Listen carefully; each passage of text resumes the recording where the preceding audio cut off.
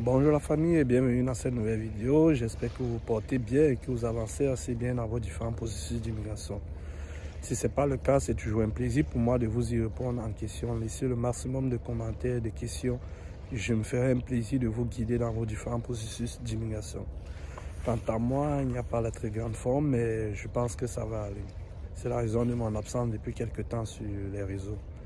Alors dans la vidéo d'aujourd'hui, j'ai décidé de partager avec vous un sujet le plus souvent parlé, mais pas assez, et que je pense que ça peut faire une bonne différence dans votre processus évolutif d'immigration. Il s'agit notamment de différents jobs étudiants, car je sais la plupart ici, vous avez pour idée de pouvoir immigrer sur le territoire et travailler dans le but de subvenir à vos besoins partiellement ou totalement durant vos études.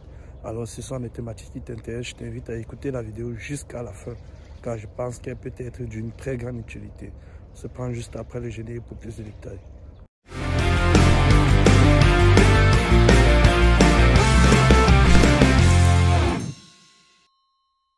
Bonjour à tous et bienvenue dans cette nouvelle vidéo. Si c'est la première fois que tu y trouves, je me nomme William Chakam et cette chaîne, nous parlons principalement d'immigration, d'études et d'investissement. Alors, ce sont des thématiques qui t'intéressent, je t'invite juste à t'abonner, liker, partager au maximum. Ceci pour impacter le plus grand nombre de personnes et surtout, n'oublie pas d'activer la cloche de notification pour pouvoir être informé des nombreuses autres vidéos qui paraîtront dans les jours à venir. Alors, comme je l'ai dit plus haut, dans la vidéo d'aujourd'hui, nous allons aborder le sujet des jobs étudiants.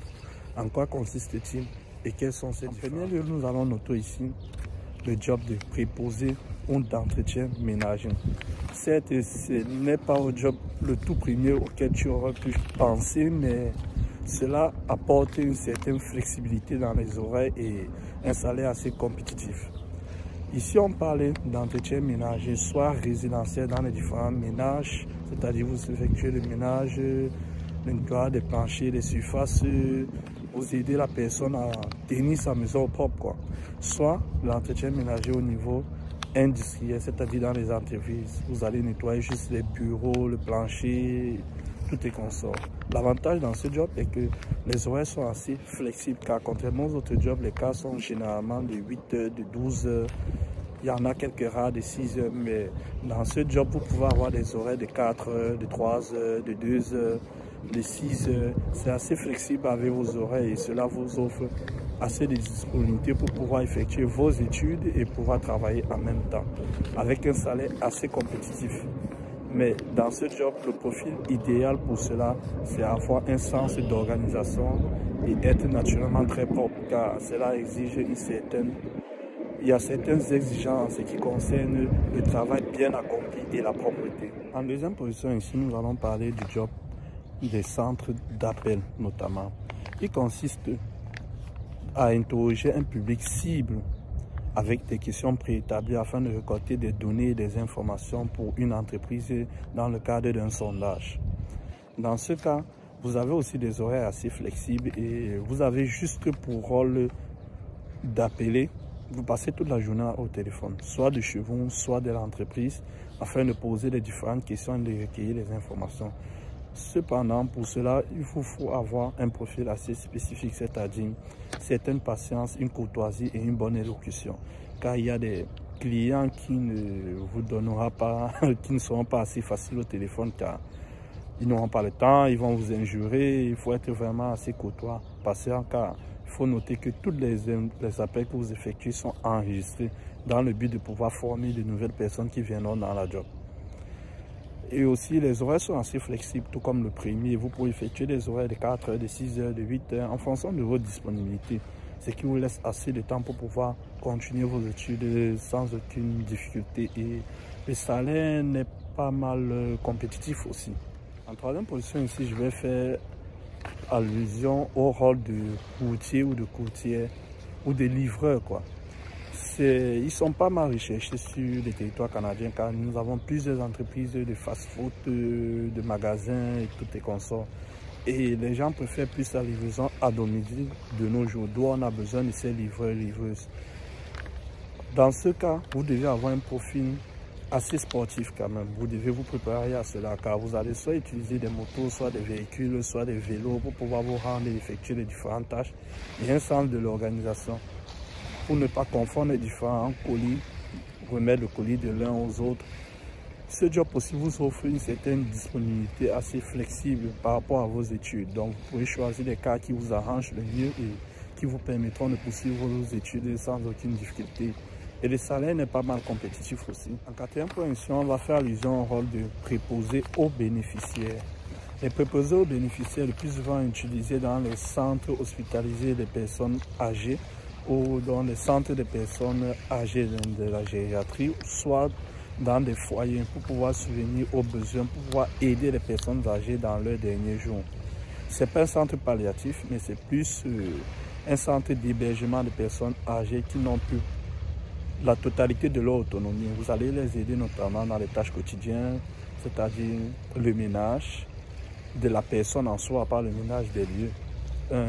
Administrer les soins de la personne, administrer, les aider pour leur nutrition, car certains n'ont même plus la force pour pouvoir se nourrir eux-mêmes. Vous allez les aider dans ces différentes tâches, prendre soin d'eux comme si c'était vos parents et les aider dans leur quotidien. C'est un peu ça qui consiste le job de préposé aux bénéficiaires. Cela offre aussi une certaine flexibilité dans les horaires. Généralement, on a des cas de 8 heures, de 12 heures, mais en tant qu'étudiant, vous pouvez avoir des cas de 4 heures, de 6 heures, en fonction de vos disponibilités et du lieu où vous vous trouvez. C'est d'ailleurs un job pas mal réalisé par des Africains qui arrivent, car c'est assez flexible et c'est assez tranquille. Ensuite, nous avons le job de gardien ou gardienne d'enfants. Vous savez, sur le territoire canadien, presque tout le monde sont pas mal occupés dans les différentes activités et il manque du personnel pour pouvoir prendre soin de leurs enfants, car ils sont très concentrés dans les différentes carrières professionnelles. D'où on a besoin des jeunes étudiants pour pouvoir garder les enfants pendant que les parents sont dans leurs différentes activités.